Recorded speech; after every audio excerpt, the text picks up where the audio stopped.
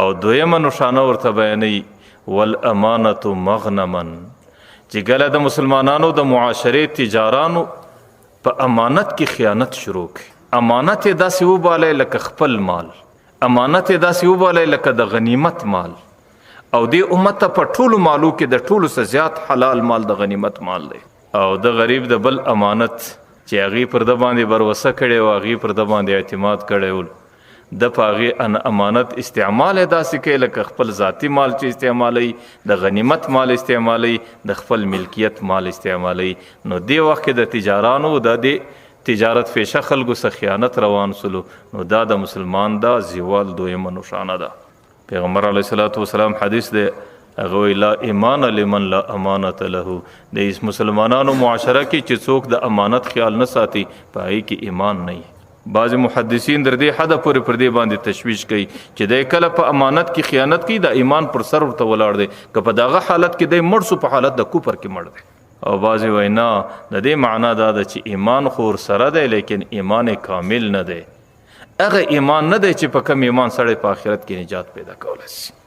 امانت دې ته نه ویل کېږي چې کم شی صرف تا ته په لاس باندې درلی او تا ته یو چا په امانت کې کښېښو هغه امانت دی. نه، ټول انسان د انسان خپل اندامونه ټول امانت دي. د ټولو څلوی امانت د الله د طرفه دا سترګې دي، د ټولو څلوی امانت د الله د طرفه دا ژبه ده، د ټولو څلوی امانت دا غوږ دی، د ټولو څلوی امانت دا لاس دی، دا پښې ده. پر موږ تاسو باندې خودکشي ولې حرامه ده؟ په دې وجه باندې حرامه ده چې ما او تا د دې خپلو اندامو د یو شي مالکان یو.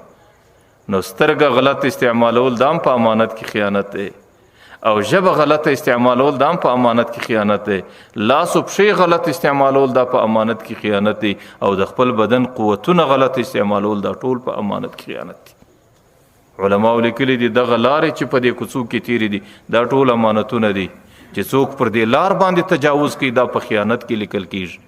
او خیانت چې په مسلمان کې راسي نو پیغمبر علیه الصلاۃ والسلام وایي په هغې کې ایمان نه بلل کیږي، او دا مسلمان بیا هغه د اسلام د شعبې څخه د نفاق شعبې ته شوه کیږي. پیغمبر علیه الصلاۃ والسلام حدیث مبارک دی، آیت المنافق ثلاث، د منافق درې نښانې دي. اذا حدث کذب، چې کله خبرې کوي درواغ ډېر وایي، و اذا وعد خالف، چې وعده وکړي د چا سره د هغې خیال نه ساتي، مخالفت یې کوي، و اذا اؤتمن خان، چې کله امانت ورته کښېږدي په امانت کې خیانت کوي. نو چې کله تجارت پیشه انسانانو په امانت کې خیانت روان کوي، نو پیغمبر علیه السلام حضرت علی ته وایي دا هغه دویمه د مسلمانانو د زوال نښانه راورسېده، د مسلمانانو د زوال زمانه راورسېده.